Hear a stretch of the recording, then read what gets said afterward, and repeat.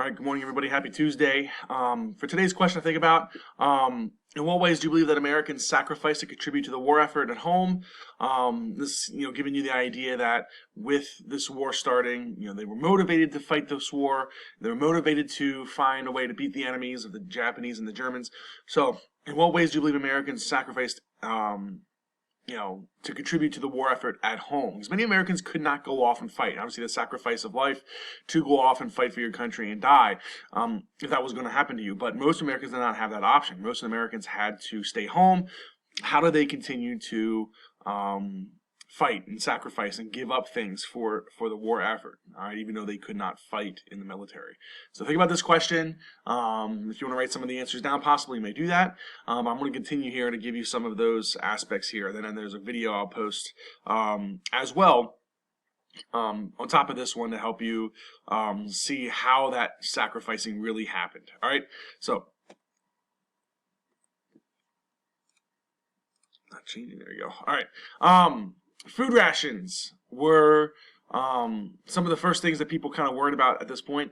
The Office of Price Administration set point values, meaning when you bought something with ration cards, you had to pay the price, but then you also had to pay a number of points for ration cards. You'll see this in the video I'm going to post aside from this one, that these ration cards were essentially little pieces of paper, look like stamps almost, to that you sent in postage, that you would give to the butcher, the grocer, wherever you were going to. You would give those points, and that's how they would accept your particular. You got so many points per month. After you use those points up for that month, you're done, and you couldn't really hoard them. So at the same time, use it on sugar, meat, butter, coffee, anything else, bread maybe. You had that as well. But the Office of Price Administration said point values on the sugar and these values.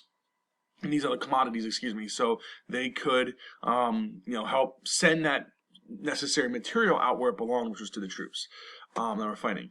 So Americans, as a result, planted their victory gardens, all right, to help supplement that idea of, oh, we can't buy this stuff, so let's grow it ourselves, and that's some way we can, stem this lack of nutrients in our diet. All right.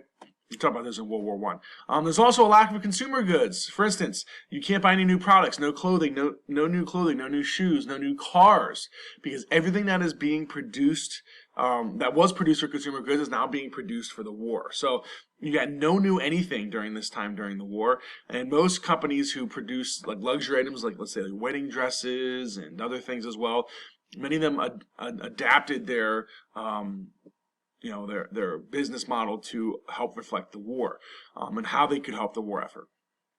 So the United States was phenomenal at trying to stem this idea of what they could do. Now,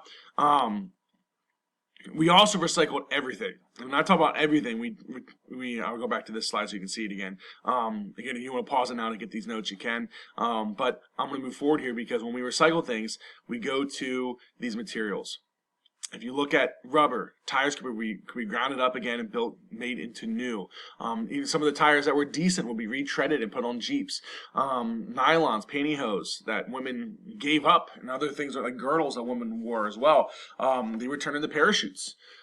Scrap metal was collected to help, be melted back down and reforged into, parts and siding for planes, tanks, ships, Jeeps, anything that could be used to help, use scrap metal. But then we also took food waste. We had a separate trash can for food waste to use as pig feed. So pig farmers would come around and collect the food waste. Again, it couldn't be like trash, like plastic or like that. It had to be food waste, like things that we don't eat, like cores of apples or anything else that wasn't consumed. The pig farmers would take that food waste, they feed it to their pigs. Not the cleanest diet for them, but at the same time, you need something to help feed pigs really fast to get them as fat as possible. That did it in a really, really quick time. So pigs would eat this food waste. They'd grow fat in a very short amount of time, and then they'd be butchered and created into pork products that would be given to the troops. All right. So these are several ways they recycled. You'll see a lot of these things again in the video. I'll show you again. I know the video is kind of long; it's like 20-some minutes. You don't have to watch the entire thing. You want to skip around, you may do so. But this documentary they go over does a really, really nice job showing you how the ration cards worked, how they recycle things, the footage they have, the music, the documentaries. A lot of the stuff is very, very accurate, trying to use what they had back then to motivate Americans to sacrifice. All right, so that's what the whole thing's about. Your trivia question today, something we might have gone over already. But again, get this answer down to make sure you can definitely see that, and I can see that once you return. But due to the rationing of specific kinds of food, what did Americans create to supplement this loss of nutrients? All right, so that's your trivia question. 2 videos. You have this one that you're watching now, and also you have the second one. It's about 20-some minutes. You don't need to take much notes there, but at least it gives you some visual idea to see how these things worked. All right, everyone have a great day. Stay safe out there. All right.